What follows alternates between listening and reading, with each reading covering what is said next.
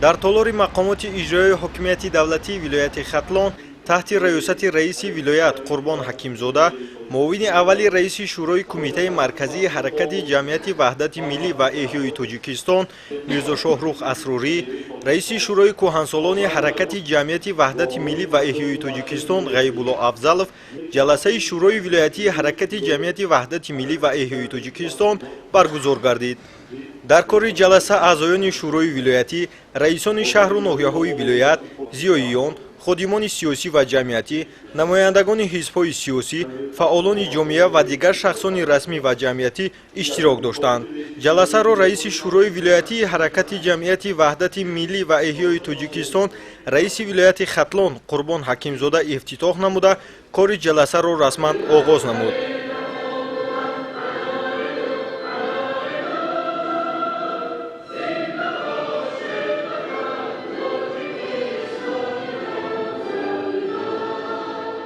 баъди садо додани суруди миллӣ, раиси шӯрои ҳаракати ҷамъияти ваҳдати миллӣ ва эҳёи Тоҷикистон дар вилояти Хатлон Қурбон Ҳакимзода ба сухан баромада таъкид дошт,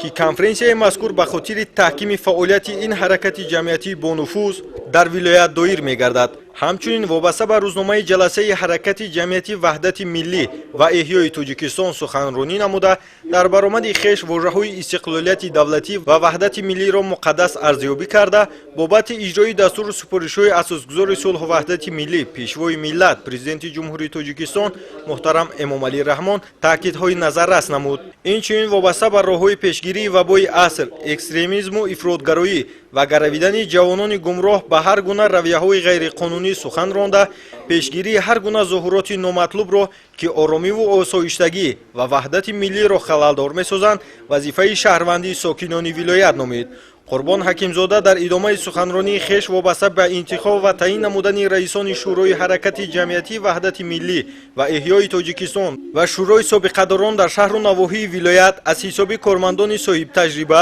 ва пирони рӯзгордида ба ҳозирин таклиф ва пешниҳод намуда, баъди овоздиҳии иштирокдорон ба сохторҳои дахлдор вобаста ба қарори мазкур дастуру супоришҳои мушаххас дод.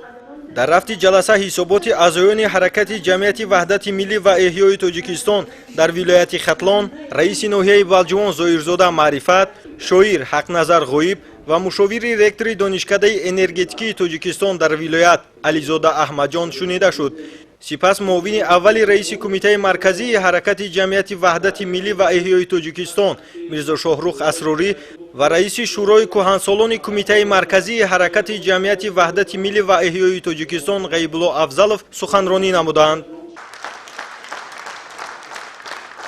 дар анҷом бо тариқи овоздиҳӣ котиби озоди шӯро ва раиси кӯҳансолони вилоятии ҳаракати ҷамъияти ваҳдати миллӣ ва эҳёи Тоҷикистон якдилона интихоб гардиданд. раиси вилоят ба шахсони ба вазифаҳои таъин гардида барори кор арзёбӣ намуда, аз онҳо дар корҳояшон бо дасту дили нияти пок фаъолият карданро орзу намуд.